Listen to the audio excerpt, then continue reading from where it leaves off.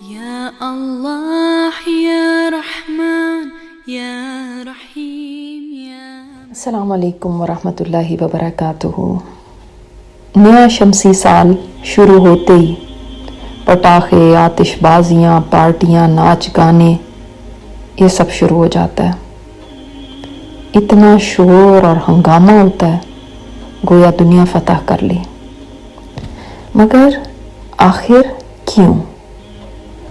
یہ وقت کا گزرنا ہی تو ہے، کوئی بہت بڑی کامیابی کی بات تو نہیں ہے۔ وقت تو وہ چیز ہے جس کے گزرنے سے نوجوان بوڑھے ہونے لگتے ہیں، حسین چہروں پر بدنما جھریاں پڑنے لگتی ہیں، سیدھی کمر جھکنے لگتی ہے، تیز نگاہوں پر موٹے چشمے لگ جاتے ہیں اور طاقتور آدمی لاٹھی کا سہارا لینے پر مجبور ہو جاتا ہے۔ بہترین یادداشت والے بھی اپنے گھر کا پتہ تک بھول جاتے ہیں۔ یہ ہے وقت۔ وقت کا گزرنا بہت بڑی مہربانی بھی ہے اللہ تعالیٰ کی، کہ بڑے بڑے گھاؤ اور زخم جن کو انسان سوچتا ہے کہ کبھی بھر نہیں سکتے، ان کو مندمل کرنے لگتا ہے، جن کے بغیر جینے کا تصور بھی انسان نہیں کر سکتا، ان کے بغیر جینا سکھا دیتا ہے۔ زندگی کے تلخ لمحات اور سیاہ راتیں اس وقت کے گزرنے کے ساتھ امید کی کرن دلانے لگتی ہیں۔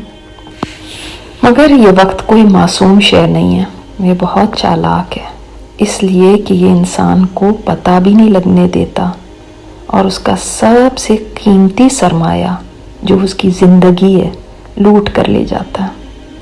80 سال کا بوڑھا بھی جب پیچھے مڑ کر دیکھتا ہے تو اس کو سمجھ ہی نہیں آتی کہ اس کی زندگی کے کون سی شے چاٹ گئی۔ کل تک تو وہ بچہ تھا، پھر اتنی لمبی عمر کہاں بیت گئی، یوں لگتا ہے دوڑتے ہوئے گزر گئی۔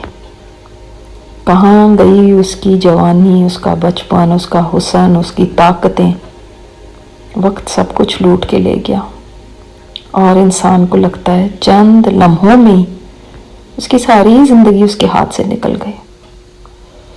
اس وقت کے معاملے میں امیر ہو یا غریب، سب بے بس ہیں اور سبھی گھاٹے میں ہیں۔ یہ نیا سال جو اب چڑھا ہے یہ بھی ایک مہینے کی طرح گزر جائے گا، اور ایک مہینہ ایک ہفتے کی طرح، اور ہفتے تو ایسے دوڑیں گے جیسے ایک دن گزرا۔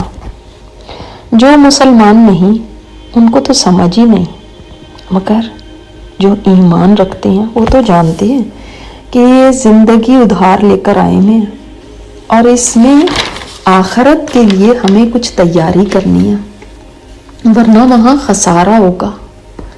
لہٰذا وہ تو بے مقصد اور فضول چیزوں میں اپنا وقت اور اپنا مال برباد کر ہی نہیں سکتے۔ ابن مسعود فرماتے ہیں، میں کسی چیز پر اتنا نادم اور شرمندہ نہیں ہوا جتنا کہ ایسے دن کے گزرنے پر جس کا سورج غروب ہو گیا اور اس میں میرے عمل میں اضافہ نہ ہوا۔ کبھی میں نے اور آپ نے بھی سوچا ہے کہ آج کے دن میں میرے عمل میں کتنا اضافہ ہوا؟ کبھی اس پہ ہمیں ندامت ہوئی؟ کبھی شرمندگی فیل کی کہ میں نے تو کچھ بھی اس میں کمائی نہیں کی؟ لہٰذا اب آئندہ وقت کے لیے دو باتوں کی طرف ہم توجہ دیں گے۔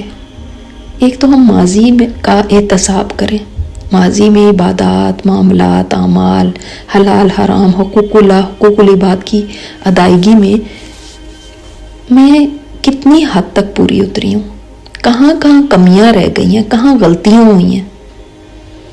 ہماری جھوٹی تعریفیں کر کے ہمیں خوش کرنے والے تو بہت ہوں گے، مگر اصل میں تو ہم خود اپنے آپ کو جانتے ہیں کہ ہم نے کیا کیا۔